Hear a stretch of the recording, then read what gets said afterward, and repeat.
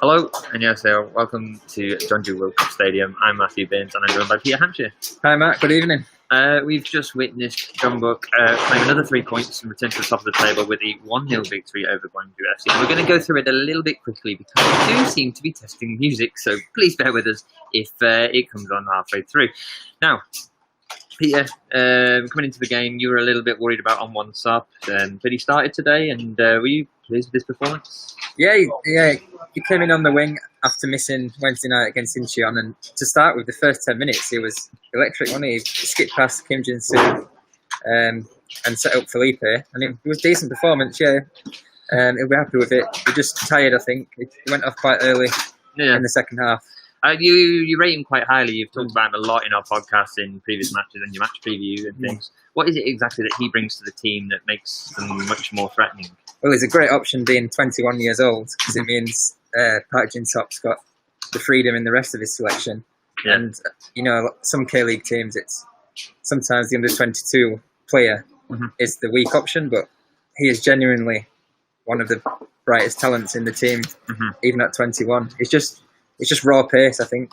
He runs straight at defenders. He's got that fearlessness of youth. Yeah, well, I mean, it helps as well when a team like Gwangju, who often set up to counter-attack, he kind of plays into that a lot. Biggest question for Jeonbuk going in is they dropped centre-back Kim Min-hyuk, player of the round in the last round, also scored the late winner against Pohang. Dropped him for Taebo Kyung, controversially. Taebo Kyung is the vice-captain in Jeonbuk, but still, given the showings of Kim Min-hyuk in recent matches, it was quite disappointing, I felt, that he wasn't in the team.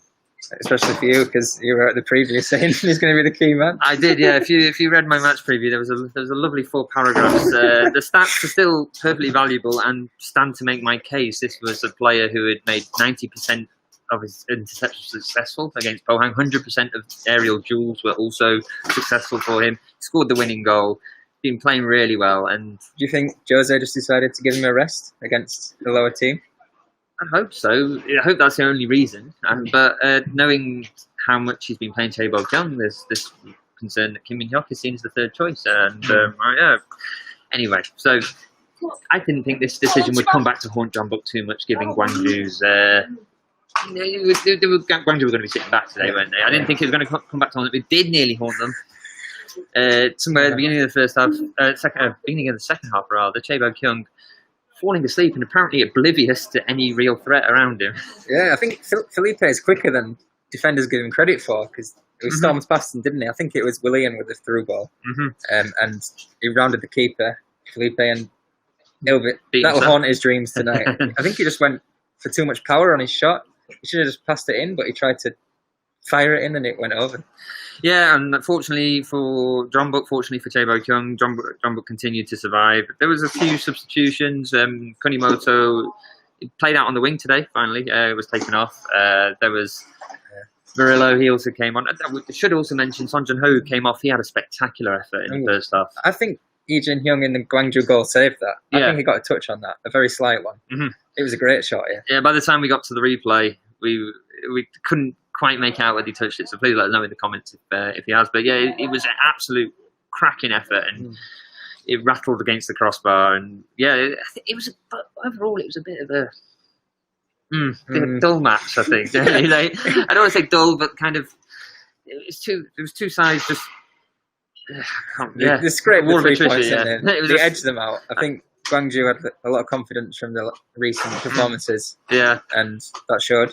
Yeah, and well, in the end, as we said, Jeonbuk did get the 3 points. They got that 3 points through Han Kyo-won, probably one of the better players for Jeonbuk this season. He's actually a third-choice winger, but he's been playing his first choice a lot this season, and another goal to his name, and when better to get it in the 86th minute and break those Gwangju hearts. Frustrating, wasn't it? Well, for Gwangju, not for you. It was a scrappy goal as well. Yeah. I think Veldevijk, when he came on, he did make a difference. He did, and it raises his case to keep playing. If anybody follows on Patreon who listened to our writers' chat back on Thursday, we talked about the problem that Veldevijk has got because of the under-22 rule. It's not a problem with him, it's a problem with the way Jeonbuk set up. They can't afford to play him because it would disrupt their whole midfield. But if he can keep making the most of the minutes when he comes on, and today he was lively, he definitely ruffled a few feathers in that Gwangju defence, and Jose Mourinho is going to have to make some changes at the changes in midfield because you can't keep ignoring him. I don't think. Eventually, he'll get wound up by it, won't he? Yeah, exactly. Right, we're going to quickly finish things up here. But the win, it does take Jeonbuk to the top of the table. Next weekend is Jeonbuk versus Ulsan, first versus second. It's huge. It's massive, absolutely massive. Ulsan unbeaten after a very convincing 2-0 win over FC Seoul. But I mean, all the wins over FC Seoul have been convincing lately. And yeah, Jeonbuk keep getting wins despite efforts from opposition otherwise. It's been a lot of scraping 3 points, but as the cliche goes, that's why they're champions. So that's all from us. Another game's just finished as well. Busan have travelled to Incheon United and have scored a spectacular goal through Kim Min-hwan, and that's finished 1-0 to give Busan IPOT their first 3 points. But we're going to leave you there. We have to leave the switching the lights off, and I think we're probably best bit going our way. If you have any questions, comments, concerns, get them in below, and we'll address them when we can. As for us, I've been Matthew Binns, Peter Hampshire.